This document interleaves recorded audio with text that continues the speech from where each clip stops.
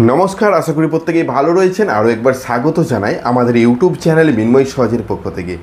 আজকে যে বিষয় নিয়ে আলোচনা, National Means cum Merit Scholarship NSP 2তে যারা রেজিস্ট্রেশন করে স্কলারশিপ পাচ্ছেন, এই বছর 25-26 সেশনের রিনিউয়াল যারা করতে চাইছেন, এর মধ্যে থেকে যারা স্কুল চেঞ্জ করতে চাইছেন, আজকের ভিডিওটা তাদের জন্যই।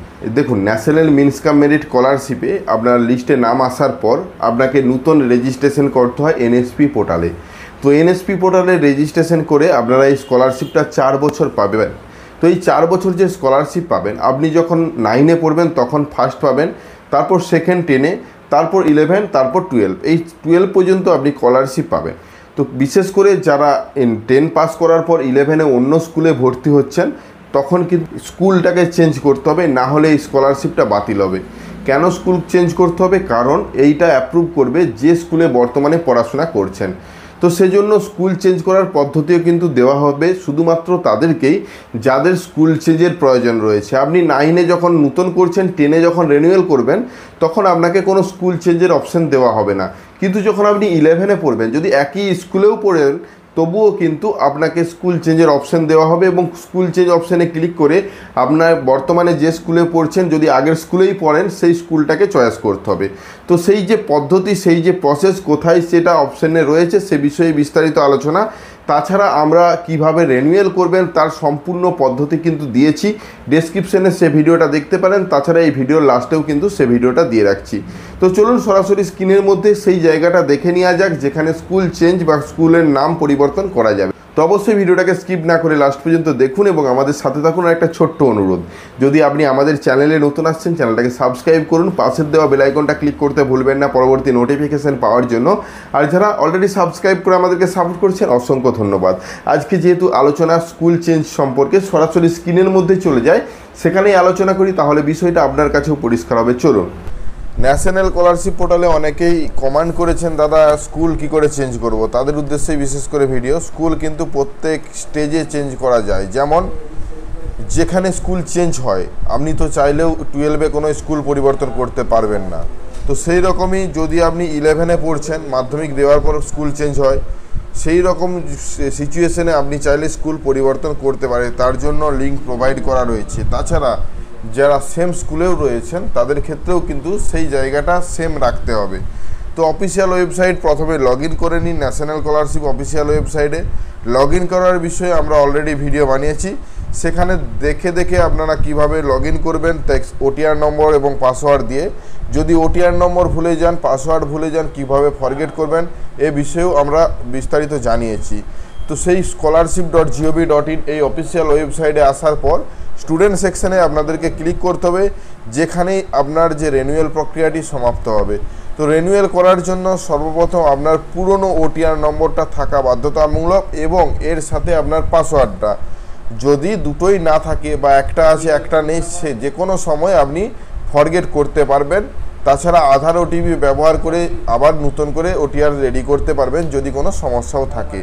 যাই হোক, আপনাদের প্রত্যেকের কাছে ওটিআর নম্বর আছে, পাসওয়ার্ড আছে, এটা ধরে আপনারা আইডি পাসওয়ার্ড দিয়ে লগ ইন করুন। লগ ইন হয়ে যাওয়ার সাথে সাথে আপনাদের সামনে ড্যাশবোর্ডটা এরকম আসবে। যারা রিনিউয়াল করতে যাচ্ছেন, আপনারা একাডেমিক সেশন 2024-25-এ দেখতে পাবেন যে আপনাদের রিনিউয়াল হয়েছিল। বর্তমানে 25-26 সেশন, সেখানেও আমি রিনিউয়াল করতে চাইছি। তো রিনিউয়াল করার জন্য এখানে অ্যাপ্লিকেশান আইডি আগের থেকেই দেখতে পাচ্ছেন, একাডেমিক ইয়ার 25-26 এবং বর্তমানে রিনিউয়াল স্কলারশিপ এবং বর্তমানে অ্যাক্টিভ। তো এখানে প্রসিডে ক্লিক করছি। প্রসিডে ক্লিক করার সাথে সাথে দেখতে পাবেন সাইড দিকে রিনিউয়াল অপশান। তো রিনিউয়ালেই ক্লিক করবেন। আপনার সামনে যাই উঠুক, রিনিউয়ালে ক্লিক করলে আপনার সামনে এইরকম অপশান আসবে। 3টে ধাপে এই ফর্ম ফিল আপটা অর্থাৎ রিনিউয়াল প্রক্রিয়াটা সমাপ্ত করতে হবে। অ্যাপ্লিকেশন ফর্ম, আপলোড ডকুমেন্টস এবং যে আন্ডারটেকিং অ্যাপ্লিকেশন। তো এই 3টে ধাপ। কিন্তু যদি ভুল করে উইথড্র অ্যাপ্লিকেশনে ক্লিক করেন, তাহলে কিন্তু আপনি স্কলারশিপ থেকে বাতিল হয়ে যাবেন। যাই হোক, এই বিষয়টা দেখবেন। আপনার অ্যাপ্লিকেশন আইডি, আপনার সমস্ত তথ্য কিন্তু আগের থেকে ফিল আপ থাকবে। পার্সোনাল ইনফরমেশন নিচের দিকে যে প্রেজেন্ট ইনস্টিটিউট ডিটেলস, দেখুন কোনো লেখা নেই। হ্যাঁ, লেখা নেই, কিন্তু এটাই হলো মেন পরিবর্তনের জায়গা, হলো এটাই। খুবই ভালো করে লক্ষ্য করুন। তার আগে আপনারা নিচের দিকের অপশানটা দেখুন, এন্টার ইউর ডিটেলস, যেগুলো প্রত্যেকের ক্ষেত্রে পরিবর্তন করতে হবে। যেমন হোস্টেলে থাকেন কিনা, যে ক্লাসে বর্তমানে ভর্তি হয়েছেন সেটা ভর্তির ডেট কবে, বর্তমান পার্সেন্টেজ কত, রোল নাম্বার কত, সেকশন কত, সেটা সব কমপ্লিট করে 7 নেক্সটে করবেন। কিন্তু এই ইনস্টিটিউট চেঞ্জের জন্য একটা ব্লু কালারের একটা অপশান দেখতে পাচ্ছেন। যাই হোক, এখানে একটা লিঙ্ক প্রোভাইড করা থাকবে, সেখানে ক্লিক হবে। ক্লিক হওয়ার সাথে সাথে ইনস্টিটিউটের ডিটেলস আসবে। তো আপনারা ইনস্টিটিউট যে সার্চ করবেন, সার্চ বাই নেম ইনস্টিটিউটের কোন স্টেট থেকে, অর্থাৎ সেটা চয়েস করবেন। কোন ডিস্ট্রিক্ট থেকে আপনি পড়াশোনা করছেন সেই ডিস্ট্রিক্টটা চয়েস করবেন। সেই ডিস্ট্রিক্টের আন্ডারে ইনস্টিটিউট নেম, অর্থাৎ এখানে যদি ইনস্টিটিউট নেম সার্চ করেন দেখবেন যে চলে আসছে। মিনিমাম 4টা থেকে 5টা সংখ্যা লিখবেন, তাহলেই কিন্তু সার্চিংয়ে আসবে। সার্চ অপশানে ক্লিক করার সাথে সাথে দেখুন আমার যে একটা স্কুলের নাম এসেছে, যদিও আমি হাইড করে রেখেছি। তো এই অপশানটাকে চয়েস করবেন। চয়েস করার সাথে সাথে আপনাকে ইয়েস করতে বলা হচ্ছে যে এই স্কুলটাই কিনা, এবং সাথে সাথে দেখুন সেই স্কুলের নাম কিন্তু এসে হাজির হয়েছে। তো যাই হোক, এইভাবে আপনারা অতি সহজে আপনাদের ইনস্টিটিউটটা পরিবর্তন করে নিতে পারবেন। পরিবর্তন করে তারপর সমস্ত ডিটেলস দিয়ে সেভ অ্যান্ড কন্টিনিউ করবেন।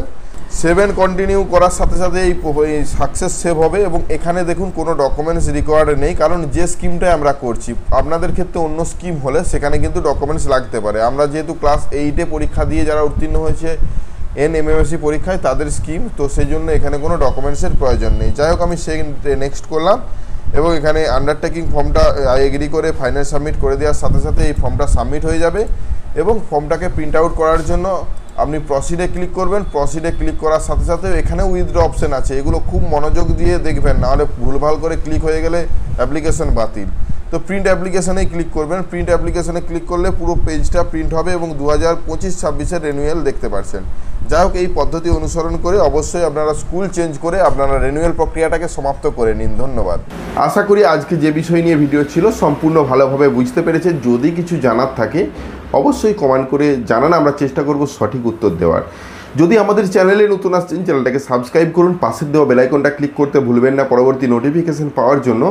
আর যারা অলরেডি সাবস্ক্রাইব করে আমাদেরকে সাপোর্ট করছেন, অসংখ্য ধন্যবাদ। এভাবেই পাশে থাকবেন। দেখা হচ্ছে নতুন কোনো ভিডিও নিয়ে। ধন্যবাদ।